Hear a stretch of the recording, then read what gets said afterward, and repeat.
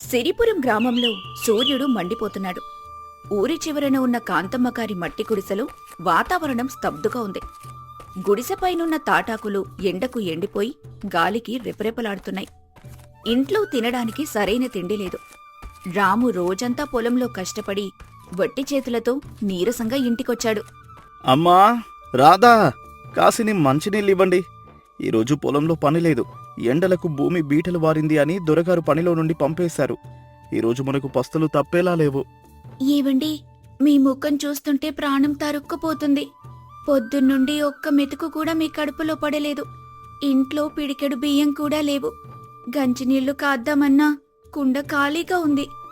నా కర్మరా, మా తాతల కాలంలో మా ఇంట్లో ధాన్యం బస్తాలు గుట్టలుగా ఉండేవి. ఇవాళ నా కొడుకు ఆకలితో అల్లాడుతుంటే పట్టడన్నం పెట్టలేని దౌర్భాగ్య స్థితికొచ్చాను.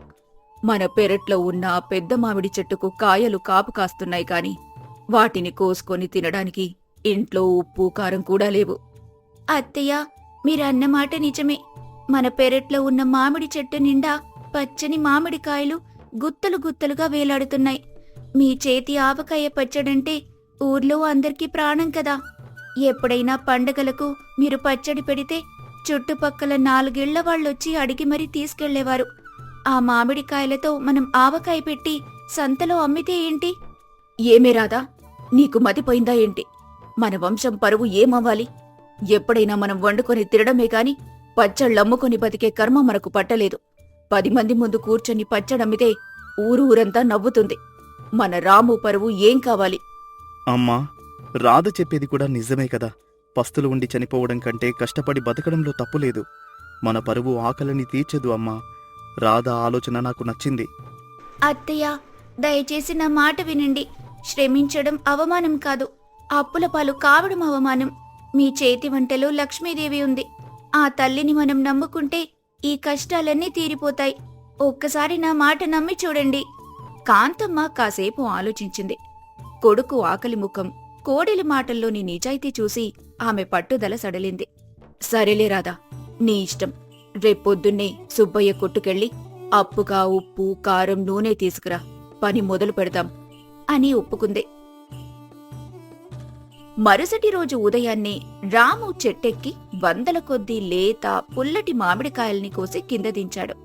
ఆ కాయలను రాధ శుభ్రంగా కడిగి పల్చటి గుడ్డతో తుడిచి ఆరబెట్టింది. ఇక అసలు ఘట్టం మొదలైంది. కాంతమ్మగారు ఒక పెద్ద చెక్కపీట మీద కూర్చున్నారు. ఆమె ముందు ఒక పదునైన కత్తిపీట ఉంది. ఆమె ఎంతో నేర్పుగా మామిడికాయలను పట్టుకొని టెంకతో సహా సమానమైన ముక్కలుగా కట్ చేస్తున్నారు. పక్కన్నే రాధ ఒక పెద్ద రాతిరోలులో ఎండుమిరపకాయలు, ఆవాలు, మెంతులు వేసి బలంగా దంచుతోంది. ఆమె దంచుతుంటే వచ్చే గుమగుమలు ఆ గుడిసెను దాటి వీధి చివరి వరకు వెళ్తున్నాయి. చుట్టూ మట్టి కుండలు, ఇత్తడి గిన్నెలు ఉన్నాయి. ఒక గిన్నె నిండా ఎర్రటి కారం, మరో గిన్నెలో పసుపు, ఉప్పు, ఆవపిండి అమర్చి ఉంచారు. రాధా, కారం మరి మెత్తగా దంచకు. ఆవకాయకి కాస్త బరకగా ఉంటేనే రుచి. మెంతులు దూరగా వేయించావు కదా. మామిడి ముక్కకి టెంక గట్టిగా ఉంటేనే పచ్చడి ఏడాది పాటు నిల్వ ఉంటుంది. ఉప్పు, కారం, ఆవపిండి కొలతలు ఏమాత్రం తప్పకూడదు. అంతా మీరు చెప్పినట్టే చేస్తున్నానత్తయ్యా. మీరు ముక్కలు కోస్తుంటే ఒక్క ముక్క కూడా వంకర పోవటం లేదు. మీ చేతిలో ఏదో మాయ ఉంది. ఈ గానుగ నూనె వాసన, ఈ కారం ఘాటి చూస్తుంటే ఇప్పుడే వేడన్నంలో కలుపుకొని తినాలనిపిస్తోంది. ఆవకాయంటే ఒక వంటకం కాదురాదా, అదొక కళ. మన పెద్దవాళ్లు నేర్పించిన విద్య. ఆ నూనె అలా పైకి తేలుతుంటేనే పచ్చడికి అసలైన అందం. త్వరగా కానివ్వు. ఈ రాత్రికల్లా జాడీలో పెట్టి మూట కట్టేయాలి. రేపు శుక్రవారం సంత కదా. ఇద్దరూ కలిసి రోజంతా కష్టపడి 2 పెద్ద మట్టి జాడీల నిండా గుమగుమలాడే ఆవకాయ పచ్చడిని తయారు చేశారు. ఆ రాత్రి ఆ పచ్చడి వాసన చూసి రాము కడుపు నిండిపోయింది. మరుసటి రోజు ఉదయం సిరిపురం సంత జనంతో కిటకిటలాడుతోంది. పక్క ఊర్లో నుండి కూడా జనాలు కూరగాయలు, సరుకులు కొనడానికొచ్చారు. రాము ఒక చిన్న బండి మీద 2 జాడీలను పెట్టుకుని తీసుకురాగా రాధ మరియు కాంతమ్మ సంతలో ఒక చెట్టు కింద కూర్చున్నారు. పచ్చడి జాడి మూత తీయగానే ఆ ఆవకాయ గుమగుమలు గాలిలో కలిసి సంతంతా వ్యాపించాయి. ఏమి రాదా, ఏంటా వాసన? ముక్కులు అద్దిరిపోతున్నాయి. ఇక్కడిదాకా లాక్కొచ్చింది. కాంతమ్మగారు పచ్చడి పెట్టారా ఏంటి? అవును గౌరమ్మత్త, మా అత్తయ్య చేతి ఆవకాయ ఎంతో శుభ్రంగా గానుక నూనెతో చేశాము. కొంచెం రుచి చూసి చెప్పండి. రాధ ఒక చిన్న ఆకులో ఆవకాయ ముక్కను గౌరమ్మ చేతిలో పెట్టింది. అబ్బా, ఏం రుచి! ఏమే, నా నాలుక మీద అమృతం పోసినట్టుంది. కారము, పులుపు, ఉప్పు ఎంత చక్కగా సరిపోయాయే. నాకొక కిలో కట్టేరాదా? ఎంతైనా పర్వాలేదు. గౌరమ్మ మాటలు విన్న సంతలోని జనాలు క్యూ కట్టారు. నాకు 1/2 కిలో, నాకు 2 కిలోలు అంటూ ఉదయం 10 గంటలకల్లా తెచ్చిన 2 జాడీల పచ్చడి అమ్ముడుపోయింది. రాధ చేతిలో ఏకంగా 50 రూపాయలు చేరాయి. కాంతమ్మ కళ్లల్లో ఆనంద బాష్పాలు తిరిగాయి. కాని ఈ దృశ్యాన్ని దూరం నుండి చూస్తున్నాడు కిరాణా కొట్టు సుబ్బయ్య. అతని కళ్ళు ఈర్ష్యతో మండిపోతున్నాయి. ఈ కాంతమ్మ రాధా కలిసి నా కిరాణా వ్యాపారానికి ఎసురు పెట్టేలా ఉన్నారు. ఊర్లో వాళ్ళంతా నా దగ్గర పచ్చళ్ళు కొనడం మానేసి వాళ్ళ దగ్గరికి వెళ్తున్నారు. వాళ్ళ దగ్గర పచ్చడి ఎలాగైనా ఆపేయాలి, లేదా వాళ్ళ పచ్చడిని నేనే తక్కువ ధరకు కొని ఎక్కువ ధరకు అమ్ముకోవాలి. సుబ్బయ్య మెల్లగా రాధ దగ్గరకొచ్చాడు. ఏమ్మా రాధా, వ్యాపారం బాగానే సాగుతున్నట్లుంది. ఆడవాళ్ళు మీరు ఈ సంతలో ఎండలో ఎందుకు కష్టపడతారు? మీరు ఇంట్లో పచ్చడి చేసి నాకు ఇచ్చేయండి. కిలో 2 రూపాయలకు కొనుక్కుంటాను. నా కొట్టులో అమ్ముకుంటాను. మీకు రిస్క్ ఉండదు. వద్దులే బాబాయ్ గారు, కిలో 10 రూపాయలకు అమ్ముడయ్యే పచ్చడిని మీకు 2 రూపాయలకెందుకిస్తాం? మా కష్టం మేమే పడతాం, లాభం మేమే తీసుకుంటాం. మీరు మీ కిరాణా కొట్టు చూసుకోండి. రాధ మాటలకు సుబ్బయ్యకు కోపం నశాళానికంటింది. తనని ఎదిరించినందుకు తన పచ్చడి వ్యాపారం ఎలా జరుగుతుందో చూస్తాను అనుకుని కోపంగా వెళ్లిపోయాడు. 1 రోజులు గడిచాయి. అత్తాకోడళ్ల పచ్చడి వ్యాపారం ఊపందుకుంది. ఆవకాయే కాకుండా టమాటా, గోంగూర, నిమ్మకాయ పచ్చళ్లు కూడా పెట్టి అమ్ముతున్నారు. రాము వారి వ్యాపారానికి సాయంగా ఊర్లో తిరిగి కాయలు, సరుకులు తెస్తున్నాడు. వాళ్ల మట్టె గుడిసె మీద రేకులు పడ్డాయి. పస్తులు పడుకున్న ఆ కుటుంబం ఇప్పుడు తృప్తిగా భోజనం చేస్తోంది. కాంతమ్మకు కోడలి మీద అపారమైన ప్రేమ, గౌరవం ఏర్పడ్డాయి. కాని సుబ్బయ్యకు మాత్రం కంటి మీద కునుకులేదు. తన వ్యాపారం పడిపోవటంతో ఎలాగైనా వాళ్ల మీద కుట్ర పన్నాలని నిశ్చయించుకున్నాడు. ఒకరోజు రాత్రి తన పనివాణ్ణి పంపించి రాధ వాళ్ల ఇంటి వెనుక ఆరబెట్టిన మామిడి ముక్కల్లో ఇసుక, ఉప్పు కలపాలని చూశాడు. కాని రాము కాపలా ఉండటంతో అది కుదర్లేదు. చివరికి సుబ్బయ్య ఒక నీచమైన పథకం వేశాడు. సంతలో అందరి ముందు రాధ పచ్చడిని బద్నాం చేయాలని అనుకున్నాడు. మళ్లీ శుక్రవారం సంత. రాధ, కాంతమ్మ పచ్చడమ్ముతున్నారు. అకస్మాత్తుగా సుబ్బయ్య ఒక 2 మనుషులతో కలిసి కోపంగా అక్కడికొచ్చాడు. చేతిలో ఒక పచ్చడి సీసా ఉంది. మోసం, దగా, అందరూ చూడండి. ఈ అత్తాగోడళ్ళు ఎంతో మోసం చేస్తున్నారు. వీళ్ళ పచ్చడి తిని మా ఇంట్లో వాళ్ళకు కడుపు నొప్పి, వాంతులు అయ్యాయి. వీళ్ళు లాభాల కోసం కులిపోయిన కాయలు, కల్తీ నూనె, రంగులు కలిపిన కారం వాడుతున్నారు. వీళ్ళ పచ్చడి ఎవరో కొనకండే. సంతలో ఒక్కసారిగా నిశ్శబ్దం ఆవరించింది. జనమంతా గుసగుసలాడుకోవడం మొదలుపెట్టారు. కాంతమ్మకు అవమానంతో కళ్ళెమ్మట నీళ్లొచ్చాయి. మా వంశం పరువు తీస్తున్నావురా సుబ్బయ్య, మేము కల్తీ చేయలేదు అని ఏడ్చింది. కాని రాధ మాత్రం భయపడలేదు. ఒక అడుగు ముందుకు వేసి ధైర్యంగా నిలబడింది. సుబ్బయ్య గారు, నోరు అదుపులో పెట్టుకుని మాట్లాడండి. మా అత్తయ్య చేతి పచ్చళ్ళలో కల్తీ ఉందనే హక్కు మీకు లేదు. మీరు 2 రూపాయలకడిగితే మేం పచ్చడివ్వలేదని ఈ కక్ష సాధింపు చర్యలు చేస్తున్నారు. మేము వాడేది స్వచ్ఛమైన గానుగ నూనె, మా పెరటి మామిడికాయలు. దేవుడి మీద ప్రమాణంగా చెబుతున్నాను, మా పచ్చడిలో ఎలాంటి కల్తీ లేదు. నీ మాటలెవరు నమ్ముతారే? ఈ కిరాణా కొట్టు సుబ్బయ్య మాట నమ్ముతారా, లేక నిన్నగాక మొన్న వ్యాపారం మొదలుపెట్టిన నీ మాట నమ్ముతారా? ఈ గొడవ జరుగుతుండగానే ఊరి జమీందారు ధర్మారావు గారు తన గుర్రపు బండి మీద అటుగా వచ్చారు. జనం గుమిగూడి ఉండటం చూసి బండి ఆపి కిందకు దిగారు. ఏంటి సుబ్బయ్య, సంతలో ఇంత గొడవ జరుగుతోంది? ఆడవాళ్ల మీద అరుస్తున్నావు, ఏమైంది? అయ్యా దొరగారు, వీళ్ళు కొల్లిపోయిన పచ్చళ్ళు అమ్మి ఊరి జనాల ప్రాణాలతో చెలగాటమాడుతున్నారు. వీళ్ళ వల్ల నా కుటుంబం ఆసుపత్రి పాలైంది. వీళ్ళ వ్యాపారం మూసేయించండి. దొరగారు, మీకే తెలుసు సుబ్బయ్య గారి బుద్ధి ఎలాంటిదో. ఆయన కిరాణా కొట్టులో వ్యాపారం తగ్గిపోయిందని మా మీద లేనిపోని నిందలు వేస్తున్నారు. మా పచ్చడిని మీరు పరీక్షించండి. మా తప్పుంటే ఏ శిక్షకైనా మేము సిద్ధం. జమీందారు ధర్మారావు గారు గంభీరంగా ఆలోచించారు. సుబ్బయ్య మోసాలు ఆయనకు ముందే తెలుసు. సుబ్బయ్య, నీ చేతిలో ఉన్న ఆ పచ్చడి సీసా ఇటివ్వు. జమీందారు ఆ సీసా తీసుకుని మూత తీసి వాసన చూశారు. ఆయన ముఖంలో ఒక్కసారిగా కోపం కట్టలు తెంచుకుంది. ఒరేయ్ సుబ్బయ్య, నీ జిత్తుల మారి బుద్ధులు నా దగ్గర చూపించకు. ఈ పచ్చడిలో వాసన చూస్తేనే తెలుస్తోంది ఇది పాత కల్తీ నూనెతో చేసిన నీ కిరాణా కొట్టు పచ్చడి అని. రాధవాళ్ళమ్ముతున్న పచ్చడి జాడీల నుండి వచ్చే వాసన ఈ సీసాలో ఉన్న వాసన ఒకటేనా? జనాలను మోసం చేయాలని చూస్తావా? నీ కొట్టులో ఉన్న కల్తీ సరుకులు ఎవరికి తెలియవు. జనమంతా సుబ్బయ్యను చూసి ఈసడించుకున్నారు. సుబ్బయ్య తలదించుకొని వణికిపోయాడు. అమ్మా కాంతమ్మగారు, మీ చేతి వంట గురించి నేను ఎప్పుడో విన్నాను. ఈరోజు స్వయంగా చూశాను. ఒక పేద కుటుంబం కష్టపడి పైకి వస్తుంటే అడ్డుకోవాలని చూసే సుబ్బయ్య లాంటి వాళ్లను ఊరి నుండి తరిమెయ్యాలి. సుబ్బయ్య, నువ్వు చేసిన ఈ నీచమైన పనికి నీకు 500 రూపాయల జరిమానా వేస్తున్నాను. ఆ డబ్బు రాధకు ఇవ్వాలి. క్షమించండి దొరగారు, ఇంకెప్పుడూ ఇలా చేయను. రాధా, నీ పట్టుదల, నీ అత్తయ్య నైపుణ్యం ఈ ఊరికి ఆదర్శం. మీ పచ్చడి వ్యాపారం ఇక నుండి 3 పువ్వులు 6 కాయలుగా సాగుతుంది. నా ఇంటికి కూడా నెలకు 5 కిలోల పచ్చడి పంపించండి. జమీందారు గారి తీర్పుతో రాధా కాంతమ్మల మీద ఊరి జనాలకు నమ్మకం రెట్టింపైంది. వారి ఆవకాయ పచ్చడికి పక్క ఊర్ల నుండి కూడా ఆర్డర్లు రావటం మొదలయ్యాయి. రాము వ్యవసాయం మానేసి పచ్చళ్ల వ్యాపారంలో భార్యకు, తల్లికి పూర్తిగా సాయం చేయటం మొదలుపెట్టాడు. ఒక ఏడాది తిరిగేసరికి పాత మట్టి గుడిసె స్థానంలో ఒక అందమైన పెంకుటిల్లు వెలిసింది.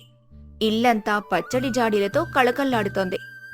కాంతమ్మగారు ఒక పట్టుచీర కట్టుకుని కొత్తింటి అరుగు మీద కూర్చుని ఆవకాయ కలుపుతున్నారు. రాధా చాయ్ తీసుకొచ్చి అత్తయ్య చేతికిచ్చింది. రాధా, ఆనాడు నువ్వు పచ్చడి వ్యాపారం చేద్దామన్నప్పుడు పరువు పోతుందని ఎంతగానో కోపడ్డాను. కాని ఇవాళ నీ వల్లే మన కుటుంబం పస్తులు లేకుండా తలెత్తుకొని బతుకుతోంది. నా చేతి వంటకు నువ్వు ప్రాణం పోసావు. నువ్వు నా కోడలివి కాదు రాధా, నా ఇంటికొచ్చిన మహాలక్ష్మివి. అదేంటత్తయ్య అలా అంటారు? మీరు నేర్పించిన విద్య, మీ ఆశీర్వాదం వల్లే కదా మనమిదంతా సాధించాం. కష్టం మీది, ఆలోచన నాది. మన ఇద్దరి బంధం ఈ ఆవకాయ పచ్చడి లాంటిది.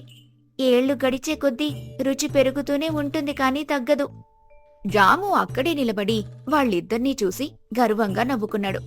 సిరిపురం గ్రామంలో ఆ అత్తాకోడళ్ల పచ్చడి వ్యాపారం ఒక గొప్ప విజయగాథగా మిగిలిపోయింది. కష్టం చేయడం ఎప్పటికీ అవమానం కాదు. కుటుంబం కష్టాల్లో ఉన్నప్పుడు పాత పట్టింపులు పక్కన పెట్టి సమయస్ఫూర్తితో, ఐకమత్యంతో అడుగు ముందుకు వేస్తే ఎంతటి పేదరికమైనా పారిపోతుంది. అత్తాకోడళ్లు కలిసికట్టుగా ఉంటే ఆ ఇల్లు ఎప్పటికీ స్వర్గమే. ఎండాకాలం మేడమీద నిద్ర. అది సూర్యచంద్రపురం గ్రామంలోని అతిపెద్ద భవనం. ఆ ఊరి జమీందారు రుద్రభూపతి గారి మేడ. మామూలుగా ఆ మేడ దరిదాపుల్లోకి కూడా ఎవ్వరూ వచ్చే ధైర్యం చెయ్యరు. కాని ఆ రోజు రాత్రి తన మేడ మీద ఒక పేద రైతు కుటుంబాన్ని నిద్రపోనిచ్చారు. అసలు ఆ నిరుపేద రైతు కుటుంబం ఆ మేడ మీదకు ఎలా చేరింది? ఈ వింత వెనుక ఉన్న గాథ ఏమిటో చూద్దాం. అది వైశాఖ మాసపు మండుటెండల సమయం. ఆకాశం నుంచి నిప్పు కణికలు కురుస్తున్నాయా అన్నట్టుగా ఎండలు మండిపోతున్నాయి. భూమి సెగలు కక్కుతోంది. సూర్యచంద్రపురం గ్రామంలోని చెరువులన్నీ అడుగంటిపోయాయి.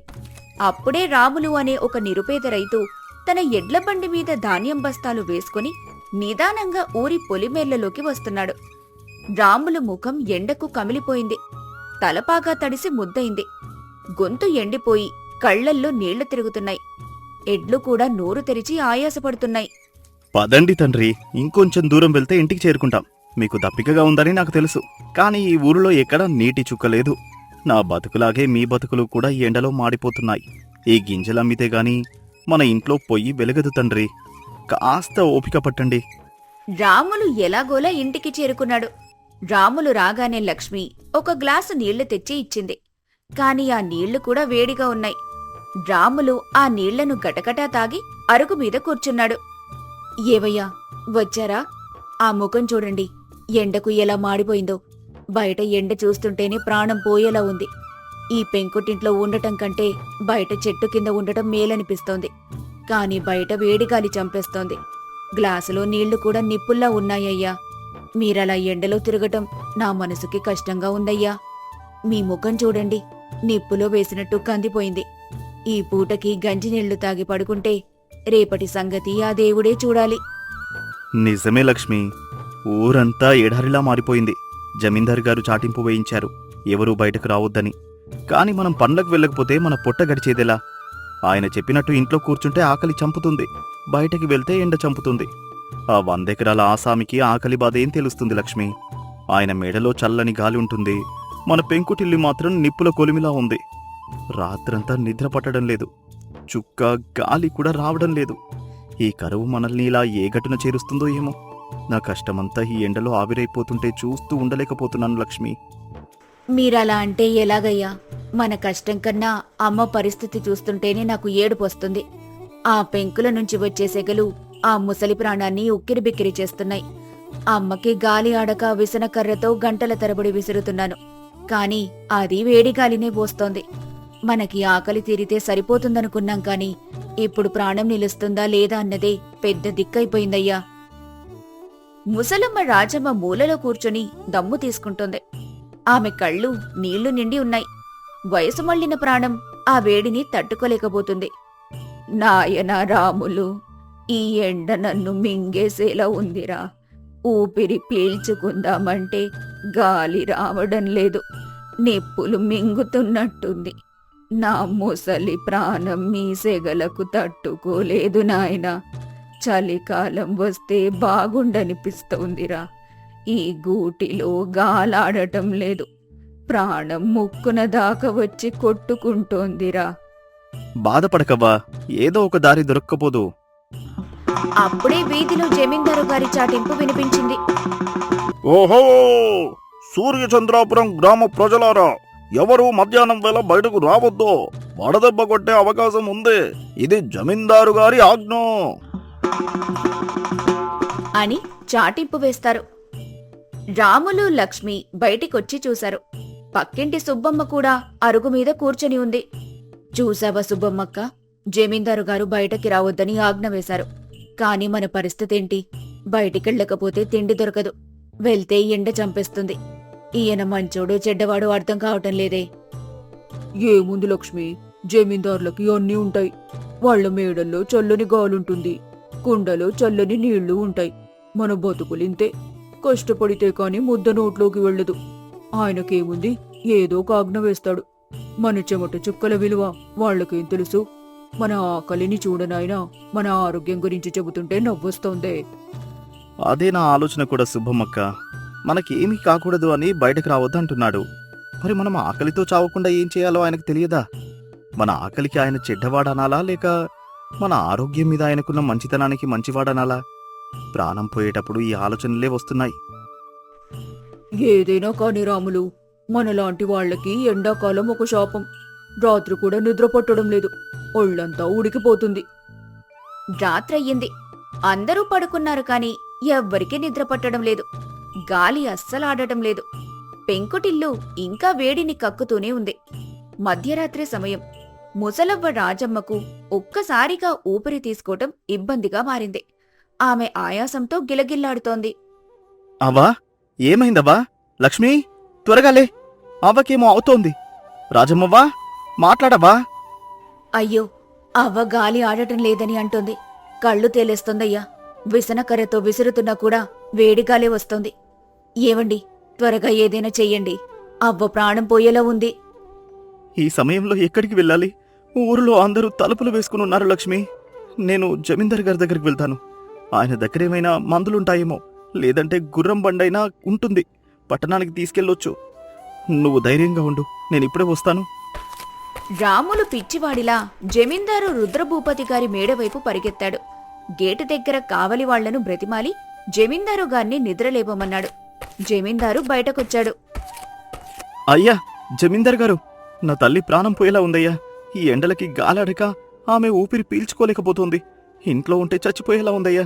దయచేసి ఏదైనా సాయం చేయండి అయ్యా, మీ కాళ్ళు పట్టుకుంటాను. రాములో, కంగారు పడుకో. ఆకలి గురించి ఆలోచించని నన్ను నిందించారు కాని ప్రాణం గురించి ఆలోచిస్తున్నాను. సాంబయ్య, త్వరగా గుర్రం బండి సిద్ధం చెయ్యి. రాములు, నువ్వు బండి మీద వెళ్ళి మీ అవ్వని ఇక్కడికి తీసుకురా. నా మేడలో విశాలమైన గదులున్నాయి, ఇక్కడ గాలాడుతుంది. త్వరగా వెళ్ళు. గుర్రం బండిలో రాజమ్మను మేడకు తీసుకొచ్చారు. లోపల కాసేపున్నాక ఆమెకు కొంచెం ప్రాణం లేచొచ్చింది. కాని గోడలు కూడా వేడిని కక్కుతుండటం జమీందారు గమనించారు. రాములు, లోపల కూడా ఉక్కపోతగానే ఉంది. మీ అవ్వని నా మేడ మీదకు తీసుకువెళ్ళు. అక్కడ ఆకాశం కింద చల్లని గాలొస్తుంది. మేడ మీద పరుపులు వేయించుతాను. ఈ రోజు రాత్రికి మీరు ఇక్కడే నిద్రపోండి. ప్రాణం కంటే ఏది ముఖ్యం కాదు. జమీందారు మేడ మీదకు వెళ్లిన రాజమ్మ మెల్లగా చల్లని గాలి తగలగాని ప్రశాంతంగా ఊపిరి పీల్చుకుంది. రాములు, లక్ష్మి కూడా మేడ మీద ఆ ప్రశాంతతను చూసి ఆశ్చర్యపోయారు. ఆకాశంలోని చుక్కల కింద చల్లని గాలి వారికి అమృతంలా అనిపించింది. అయ్యా, మీరు మా ప్రాణాలు కాపాడారు. మేడ మీద ఆ చల్లని గాలి తగలగానే మా అవ్వ కోలుకుంది. మీకు ఎలా రుణం తీర్చుకోవాలో తెలియడం లేదయ్యా. అయ్యా, మీరు మా కోసం ఇంతలా ఆలోచిస్తారని మేమనుకోలేదయ్యా. మీలో పేదవాళ్ల మీద ఇంత అభిమానం ఉందని మాకిప్పుడే తెలిసింది. మమ్మల్ని మీ మేడ మీద నిద్రపోనిచ్చారంటే మీరు నిజంగా మా ఊరి దైవమయ్యా. మిమ్మల్ని తప్పుగా అర్థం చేసుకున్నాం. మమ్మల్ని క్షమించండయ్యా. రాములు, లక్ష్మి, ఇందులో గొప్పేముంది? నేను ఉన్నది మిమ్మల్ని చూసుకోవడానికే. నిన్నటి వరకు నేను కేవలం ఆజ్ఞలిచ్చాను. కానీ మీ కష్టాలను కల్లారా ఇప్పుడే చూశాను. నా దగ్గర ఉన్న ఈ మేడ నా ఒక్కడి కోసం కాదు, ఆపదలో ఉన్న నా ప్రజల కోసం కూడా అని తెలుసుకున్నాను.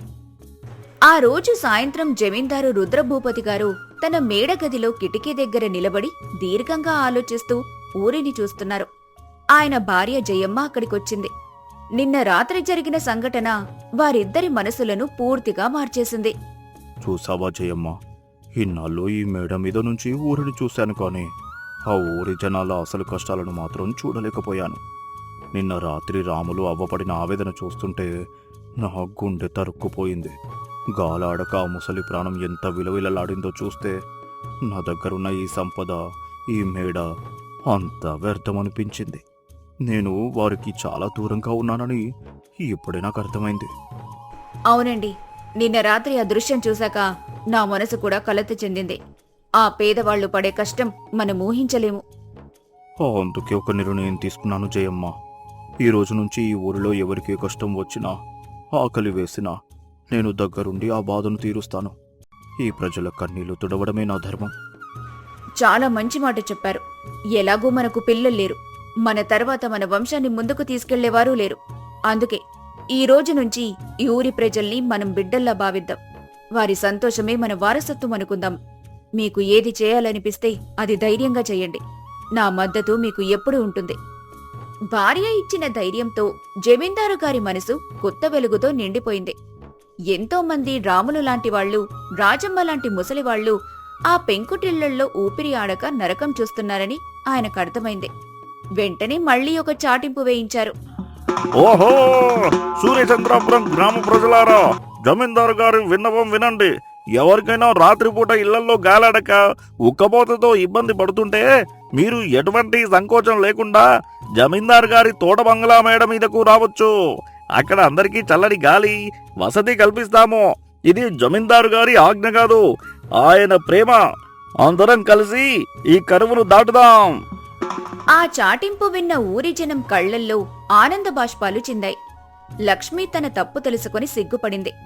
సాయంత్రం అందరూ జమీందారు మేడ మీద చేరుకున్నారు. ఏవయ్యా, చూసారా, నేను జమీందారు గారిని తప్పుగా అర్థం చేసుకున్నాను. ఆయన కనిపించే మా ఊరి దేవుడు. నాటి రాత్రి మా అవ్వకు జరిగిన మేలు ఇప్పుడు ఊరందరికీ చేస్తున్నారు. ఆయన మేడ మీద నిద్రపోతుంటే మా పెంకుటిల్లు కూడా చల్లబడినట్టుంది. ఆ రోజు నుంచి సూర్యచంద్రపురం గ్రామంలో జమీందారు అందరికీ ఆరాధ్య దైవమయ్యారు. అధికారం అంటే భయం కాదని, అది 10 మందిని ఆదుకునే బాధ్యత అని ఆయన నిరూపించారు. ఆ వేసవి కాలంలో ఎందరో ముసలి ప్రాణాలు జమీందారు మేడ మీద చల్లని గాలిని సేదతీరాయి. జమీందారు హృదయం మేడ కంటే విశాలమైందని ఊరంతా చెప్పుకున్నారు. పదవి మరియు అధికారం ఉన్నప్పుడు గర్వపడకూడదు. తోటి మనుషుల కష్టాన్ని పంచుకున్నప్పుడే ఆ మనిషికి నిజమైన విలువ దక్కుతుంది. సహాయం చేసే గుణమున్నవాడే నిజమైన జమీందారు.